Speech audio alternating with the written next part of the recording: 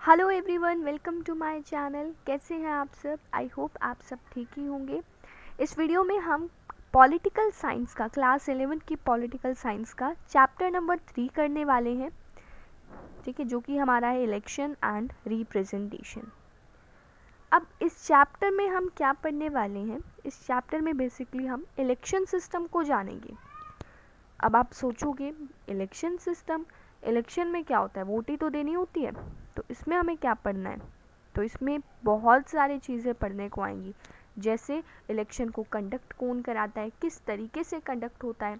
Election में भी types होती हैं, अलग अलग टाइप के इलेक्शंस भी होते हैं, अलग अलग कंट्रीज़ में अलग अलग टाइप से इलेक्शन कराए जाते हैं, ठीक है। तो ये सारी चीज़ें हम इलेक्शन एंड रिप्रेजेंटेशन वाले चैप्टर में पढ़ेंगे। इस चैप्टर से आपको बहुत सारी नॉलेज भी मिलेगी। Okay, so let's start this chapter. अब इस चैप्टर में मैंने आपको बता ही दिया है क्या चीज़ पढ़ने वाले। इस चैप्टर को पढ़ने के बाद हमें क्या समझ आ जाएगा? अलग अलग मैथड्स, इलेक्शन में कितने मेथड्स होते हैं, मैंने आपको बताया कि अलग अलग मैथड्स होते हैं इलेक्शन में। हर कंट्री अलग अलग मैथड को फॉलो करती है। फिर हम देखेंगे characteristics of the system of the election adopted in our country. हमारी कंट्री में जो इलेक्शन को अडॉप्ट किया गया है उसकी करेक्टरिस्टिक्स क्या है, उसके फीचर्स क्या हैं, ये चीज़ हम देखेंगे। फिर हम देखेंगे फ्री और फेयर इलेक्शंस क्यों कराने चाहिए, और जो इलेक्टोरल रिफॉर्म्स हैं उन पर डिबेट क्या होती है। ये सारी चीज़ें इस चैप्टर में हम रीड करने वाले हैं। तो देखो, सबसे पहला ही टॉपिक हमारा क्या है? Elections and democracy. इलेक्शंस और डेमोक्रेसी। अब यहाँ पर इलेक्शन और डेमोक्रेसी एक साथ कैसे आ गए? देखिए, इसने बोला है कि आप अपने आप से 2 क्वेश्चन पूछो, ठीक है। मैं पूछती हूँ आपसे 2 क्वेश्चन पूछती हूँ। Can we have democracy without holding elections? क्या बिना डेमोक्रेसी के इलेक्शंस हो सकते हैं? सोच के आंसर देना है आपको, कमेंट सेक्शन में भी बताना है, वैसे तो मैं बता ही दूंगी। And can we hold elections without having democracy? बिना डेमोक्रेसी के क्या इलेक्शंस हो सकते हैं? थोड़े से टिपिकल क्वेश्चन आपको लग रहे होंगे। अभी देखो, इसको क्लियर करते हैं। इसने बोला है कि हमारे पास इलेक्शंस हो रहे हैं, मान लो, ठीक है, इलेक्शंस हो रहे हैं और डेमोक्रेसी नहीं है, डेमोक्रेसी है ही नहीं। इलेक्शंस हो रहे हैं मतलब इलेक्शन डेमोक्रेटिक तरीके से नहीं हो रहे हैं। तो क्या है, हम इलेक्शंस को होल्ड कर सकते हैं? इलेक्शंस हो सकते हैं? नहीं हो सकते, डेमोक्रेसी ही नहीं है। इलेक्शन तो देखो कैसे होता है, जब लोग चुनते हैं। अब डेमोक्रेसी, लोकतंत्र है ही नहीं, तो इलेक्शंस कैसे होंगे? और ये जो पॉइंट है इसमें क्या कहा गया है कि can we have democracy without holding election? हम इलेक्शंस नहीं करा रहे, तो क्या डेमोक्रेसी हो सकती है? डेमोक्रेसी हो सकती है अगर हम इलेक्शन नहीं हो रही है। अब देखो, इलेक्शन ही नहीं होंगे मान लो, तो डेमोक्रेसी कैसे होगी? क्योंकि इलेक्शंस क्या करते हैं, इलेक्शंस के थ्रू जो हम लोग होते हैं तो वो हम अपने रिप्रेजेंटेटिव्स को चूज़ करते हैं। अब इलेक्शंस ही नहीं होंगे तो क्या है, मोनार्की चलेगी, तो डेमोक्रेसी तो होगी नहीं। ओके, तो दोनों का ही आंसर क्या है? नो। अब इस चीज़ को और क्लियर हो जाएगा जब आप इस टॉपिक को जब हम पढ़ेंगे। आप देखो, फर्स्ट क्वेश्चन रिमाइंड्स आप us of the necessity of representation in a large democracy, ठीक है। फर्स्ट क्वेश्चन क्या था? Can we have democracy without holding election? बिना इलेक्शन के डेमोक्रेसी हो सकती है या नहीं? तो इसने पहला क्वेश्चन हमें क्या बताता है? Necessity of representation in a large democracy. Democracy में रिप्रेजेंटेशन की ज़रूरत हमें बताता है पहला question. All citizens can not take direct part in making every decisions. हर कोई सिटीज़न तो डिसीजन मेकिंग में पार्ट नहीं ले सकता ना, क्योंकि देखो सिटीजन्स इतने सारे, अगर कुछ लोगों की बात होती, उन लोगों को डिसीजन मेकिंग में पार्ट करना होता तो वो तो ले सकते थे। लेकिन हम सिटीजन्स कितने सारे, हमारी क्वांटिटी कितनी सारी है, पॉपुलेशन कितनी ज़्यादा है, तो क्या हम डायरेक्टली इलेक्शन हर एक डिसीजन में टेक पार्ट कर सकते हैं? नहीं कर सकते। इसलिए क्या होता है, हम रिप्रेजेंटेटिव्स को चूज़ करते हैं, अपने अनुसार हम रिप्रेजेंटेटिव को चूज़ करते हैं कि हम इकट्ठे तो मिलकर डिसीजंस ले नहीं सकते, लेकिन हम ऐसे किसी इंसान को सपोर्ट कर सकते हैं जो हमारे लिए डिसीजंस लेगा, जिन पर हमें भरोसा है कि हाँ वो सही डिसीजन लेगा। This is how elections become important, इसीलिए इलेक्शंस इम्पॉर्टेंट होते हैं. Whenever we think India is a democracy, our minds invariably turns to the last elections. जब भी हम इंडिया के बारे में सोचते हैं, इंडिया एज अ डेमोक्रेसी, ठीक है, उसके बारे में सोचते हैं, हमारा माइंड जो है वो कहाँ पर चला जाता है? Invariably turns to the last elections. Elections have today become the most visible symbol of democratic process.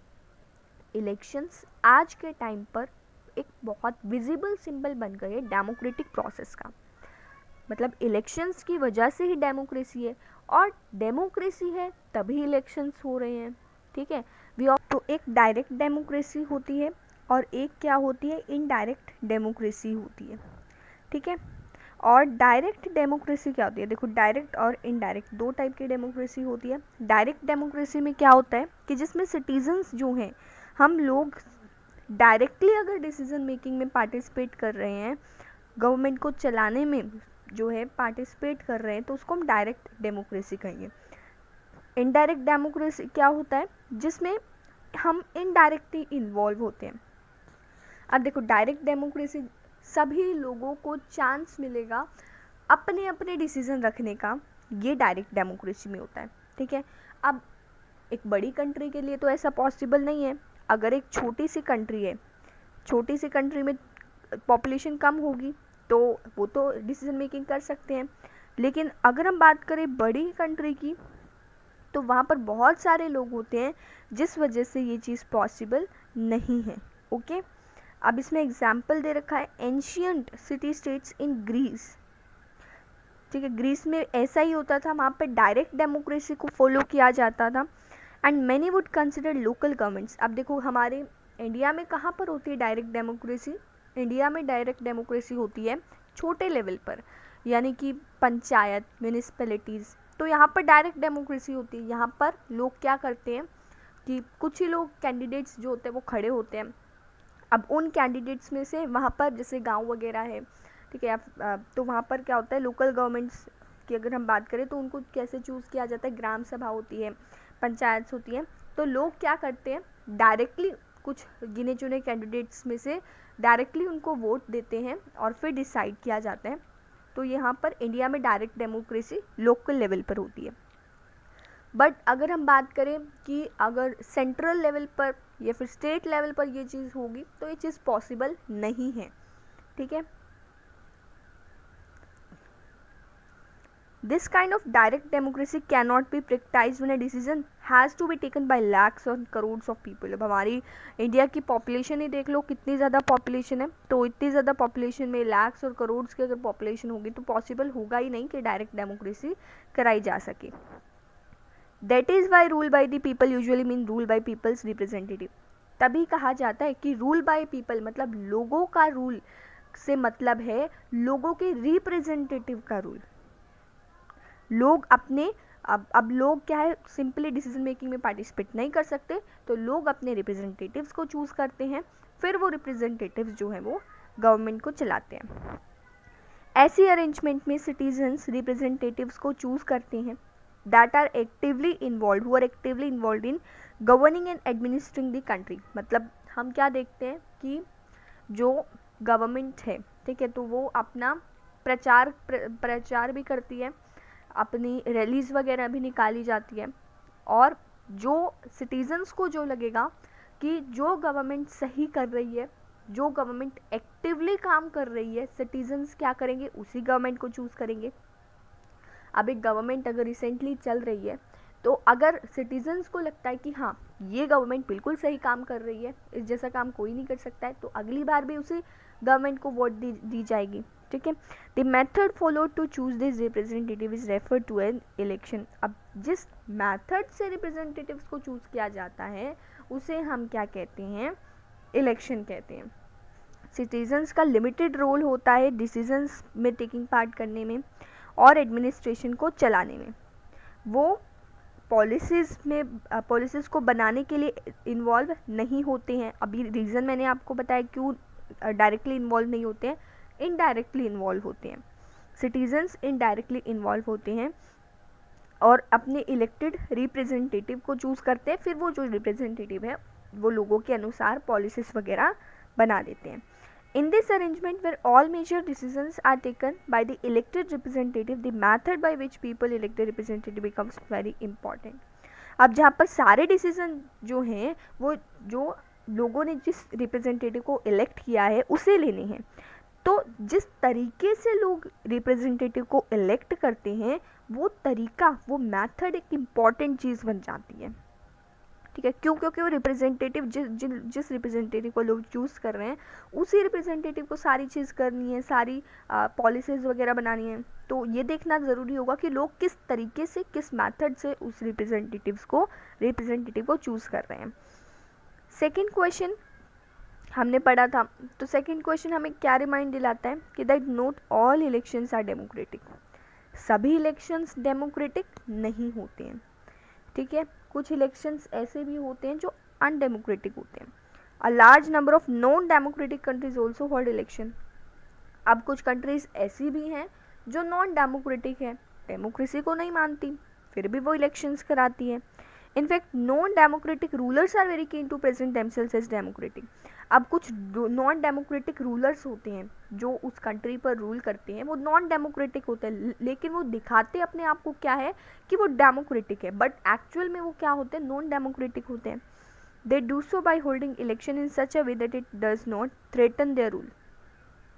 वो इलेक्शन इस तरीके से कराते हैं कि उन्हीं का रूल चले, वो अपनी गद्दी से ना हटे। Can you think of some examples of such non-democratic elections? What do you think would distinguish a democratic from a non-democratic election? Democratic और नॉन डेमोक्रेटिक इलेक्शन जो होते हैं उनमें डिफरेंस क्या होता है, and what can be done to ensure that election in a country would be conducted in democratic way. और क्या किया जा सकता है ये इंश्योर करने के लिए कि जो इलेक्शंस हो रहे हैं वो डेमोक्रेटिक तरीके से हो रहे हैं। इसका क्या प्रूफ है कि इलेक्शन जो हो रहे हैं वो डेमोक्रेटिक तरीके से हो रहे हैं? तो अब हमारी बात आती है कॉन्स्टिट्यूशन की। कॉन्स्टिट्यूशन, डेमोक्रेटिक कंट्री का जो कॉन्स्टिट्यूशन होता है उसमें कुछ बेसिक रूल्स आ जाते हैं कि इलेक्शंस कैसे, हमारा जो कॉन्स्टिट्यूशन है उसमें सारी चीज़ें लिखी होती है, इलेक्शंस कैसे कंडक्ट होते हैं, किसके द्वारा कंडक्ट होते हैं, क्या क्राइटेरिया वो फॉलो करते हैं, सारी चीज़ें कॉन्स्टिट्यूशन में लिखी गई हैं। जो कॉन्स्टिट्यूशन मेकर्स थे उन्होंने सारी चीज़ें लिखी हैं, and the details are usually left to be worked out by laws passed by the legislature. These basic rules are usually about, अब ये कुछ बेसिक रूल्स क्या हैं कि वोट करने के लिए कौन एलिजिबल है, ये तो सबको ही पता होगा, वोट करने के लिए एलिजिबल कौन है, 18+। ठीक है, और इलेक्शन को कॉन्टेस्ट करने के लिए कौन एलिजिबल है। अब कॉन्टेस्ट करने के लिए सबका क्राइटेरिया अलग अलग होता है, जैसे अगर प्रेसिडेंट वगैरह का है तो उसके लिए अलग क्राइटेरिया फॉलो होगा, अगर कोई प्राइम मिनिस्टर बनना चाहता है, उस इलेक्शन के लिए कोई खड़ा है तो उसका एज क्राइटेरिया अलग होता है। इलेक्शंस को सुपरवाइज कौन करता है? Election commission. इलेक्शन को सुपरवाइज करता है। और वोटर्स अपने रिप्रेजेंटेटिव्स को कैसे चूज़ करते हैं? इलेक्शन के थ्रू चूज़ करते हैं। How are the votes to be counted and representative elected, कि कैसे वोट्स जो उनको काउंट किया जाता है और रिप्रेजेंटेटिव को कैसे इलेक्ट किया जाता है। आपके मन में भी कभी ना कभी ये क्वेश्चंस आए ही होंगे कि आखिर ये इलेक्शन का प्रोसेस चलता कैसे है, ये इलेक्शन में जो जीतता है वो जीतता कैसे है, मतलब किस तरीके से जीता जाता है। ठीक है, ये सारी चीज़ें हम इस चैप्टर में स्टडी करेंगे। Like most democratic constitution, the Constitution of India answers all these questions. Constitution हमें सारे आंसर्स दे देगा। The first 3 questions, जो पहले 3 questions थे, वो क्या इंश्योर करते हैं कि इलेक्शन जो है वो फ्री और फेयर हो, और उसी को हम डेमोक्रेटिक कहते हैं। अब देखो फिर से बताती हूँ तीनों, कि वोट करने के लिए कौन एलिजिबल है, कॉन्टेस्ट करने के लिए कौन एलिजिबल है, सुपरवाइज कौन करेगा, ये तीनों चीज़ें हैं वो क्या दिखाती है, फ्री और फेयर इलेक्शन दिखाती है। फ्री और फेयर इलेक्शन जहाँ पर होंगे उसी चीज़ को हम डेमोक्रेटिक कह देंगे। अगर फ्री और फेयर इलेक्शन हो रही हैं तो वो वहाँ पर क्या है, डेमोक्रेसी है। Last 2 questions about ensuring a fair representation. ठीक है, और जो लास्ट के जो 2 क्वेश्चंस थे वो फेयर रिप्रेजेंटेशन दिखाते हैं।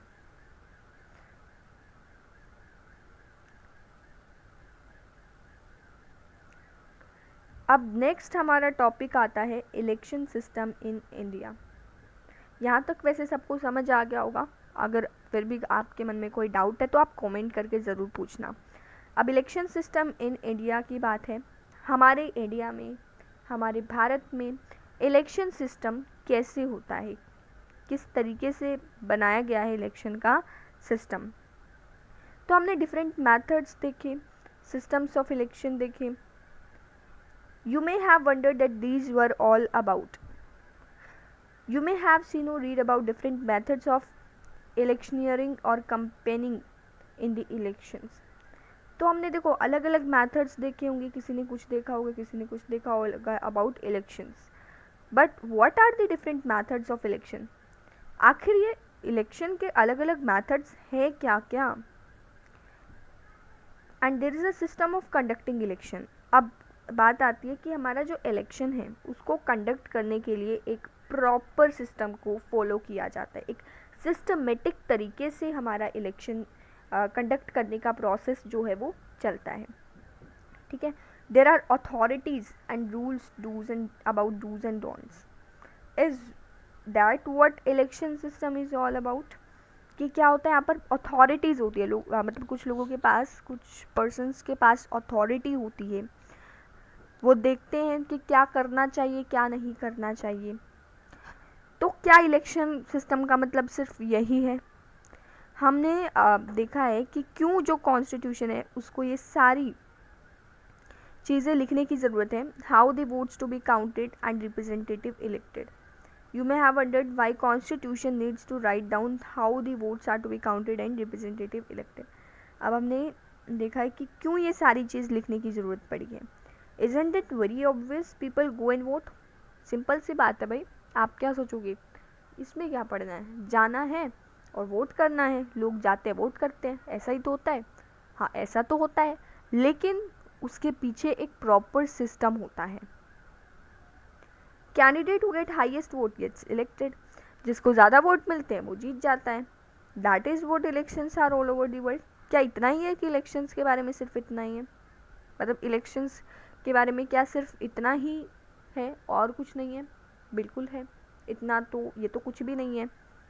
Y do we need to think about it? हमें इस बारे में सोचने की ज़रूरत ही क्यों है? वी नीड टू, हमें ज़रूरत है, क्योंकि ये जो क्वेश्चन है वो इतना सिंपल नहीं है जितना हमें दिख रहा है। We have got so used to our system of election that we think that there cannot be any other way. अब हमें पता है कि हमारे इंडिया में कब से यही सिस्टम फॉलो किया जा रहा है, तो हम इस सिस्टम के इतने आदी हो चुके हैं कि हमें और कोई मेथड पता ही नहीं है, दूसरा तरीका हम जानते ही नहीं हैं। तो डेमोक्रेटिक इलेक्शन में क्या होता है कि लोग वोट करते हैं अपनी प्रेफरेंस के हिसाब से और डिसाइड करते हैं कि कौन जीतेगा, इलेक्शन में कौन जीतेगा। But there can be very different ways in which people make their choices and very different ways in which preferences can be counted. लेकिन यहाँ पर अलग अलग तरीके हैं कि लोग अपने choices बनाते हैं और बहुत अलग अलग तरीके हैं जिसमें उनकी preferences काउंट की जाती है। These different rules of the game can make a difference to who the winner of the game will be.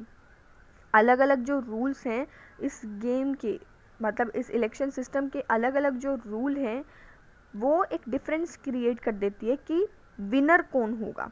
Some rules can favour bigger parties, कुछ रूल्स जो है बड़ी बिगर पार्टीज़ को फॉलो करते हैं, कुछ रूल्स जो है स्मॉलर पार्टीज़ को हेल्प करते हैं, कुछ रूल्स जो है वो मेजॉरिटी कम्युनिटी को फेवर करते हैं, बाकी माइनॉरिटीज़ को प्रोटेक्ट करते हैं। तो अब एक ड्रामेटिक इंस्टेंस देखते हैं to see how it happens. Next video में हम समझेंगे first past the post system. और अगर आपको किसी भी टाइप का डाउट है तो आप कमेंट करके पूछ सकते हैं। Otherwise please like, subscribe and share my channel. Thank you.